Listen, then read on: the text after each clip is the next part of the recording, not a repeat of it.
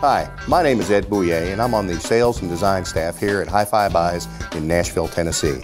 Today I'd like to talk to you a little bit about some of the more sophisticated two-channel stereo listening systems we have here available at our store.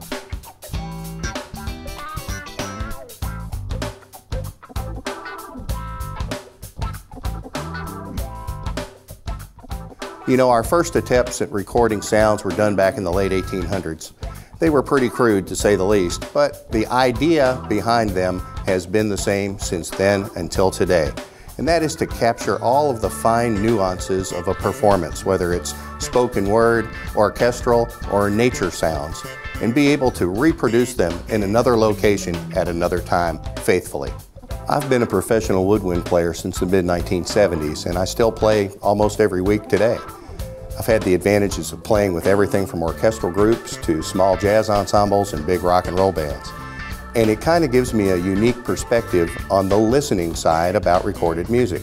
Having been around it and made so much of it over my life, and understanding what the different instruments are supposed to sound like, helps me realize the fine differences between different types of equipment and how different speakers sound. It's kind of a very nice thing to have in my back pocket when it comes to listening to different music and different equipment. We talked a little bit about the earliest recordings in the late 1800s being kind of crude. In the 1930s, we were able to add electronics to the playback area, but things were still not up to the level that we wanted them to be. One of the problems was it was a monophonic system, one microphone, one speaker. During playback, the sound was very flat and one-dimensional. Well, the solution was actually pretty simple and elegant. We have two ears. If we have two speakers that play slightly different information, we can now open the sound up and recreate some of that space that was not able to be done with just one speaker. Now, the vast majority of the library of recorded music and spoken word that we have available to us today is still recorded in two channels, and that's why we're focusing on two-channel listening systems today. Nowadays, we can take almost our complete music library and put it on a handheld device that's a little digital music player. We can carry that whole library around with us and listen to it at any time. But that's a pretty big compromise in terms of fidelity and the quality of the music that we listen to. As a matter of fact, there are a lot of people today that have never really heard great stereo. They listen to it through their digital player and their earbuds. There's a much better way to listen to music, and that's one of the things that we want to help you experience here at Hi-Fi Buys. Now, we talked a little bit about how adding electronics to the playback process helped in the 1930s, but we were still relatively crude and still monophonic. It wasn't until the very early 1950s that a company called Macintosh Labs here in the United States came up with an amplifier design that for the first time could reproduce from 20 hertz all the way to 20,000 hertz, which is the range of human hearing, and do it at a very low distortion. Macintosh equipment is still made here in the United States today, and we're very proud to represent it here at Hi-Fi Buys. Now, we are talking about analog recording and analog playback because sound is analog.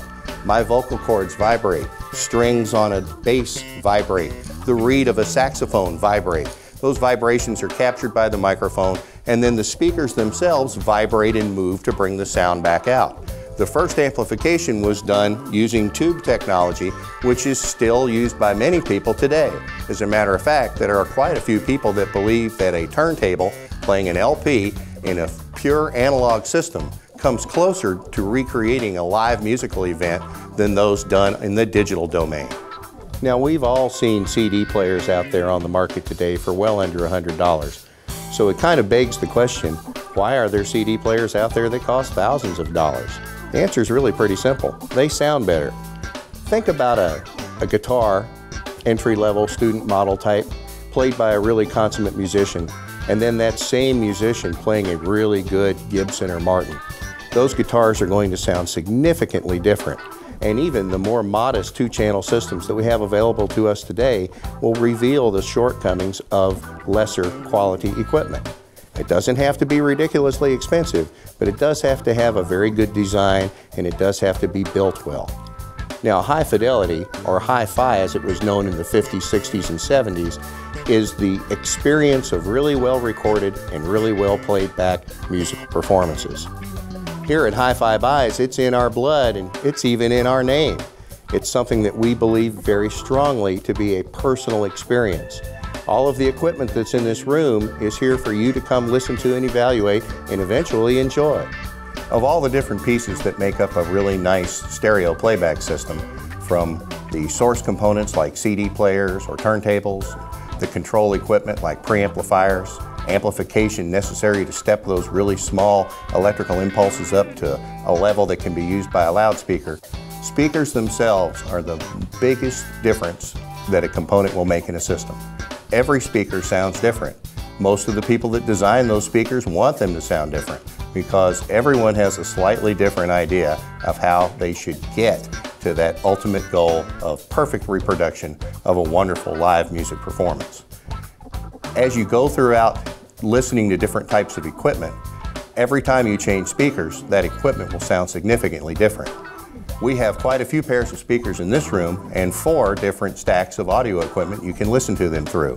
Rather than using switchers or things like that that degrade the sound quality, we actually have long speaker cables that we can route across the floor to allow any piece of electronics to drive any pair of speakers in the room. Most of the speakers are already placed for their optimum position to sound best in this room, and it's a great way to be able to help get an idea of which speakers sound most lifelike to you. The room in your home has a lot to do with how the system will sound also. Our ability to come out to your house and take a look at the environment that you want to do this kinds of system in goes a long way towards us helping make good recommendations to you to get you started on the right path. So in closing, I'd like to invite you down here to Hi-Fi Buys in Nashville, Tennessee to take a look at some of the equipment we've talked about today, and more importantly, to listen to it. Whether it's your first time doing something like that, all you've ever listened to is your digital player and your earbuds, or if you've been doing this all your life in search of that almost unobtainable audio nirvana, we would love for you to come by. But remember, you should bring some of your own demonstration material. Music that you're really familiar with will go a long way towards helping you compare the sometimes very small differences between how different equipment and speakers can sound.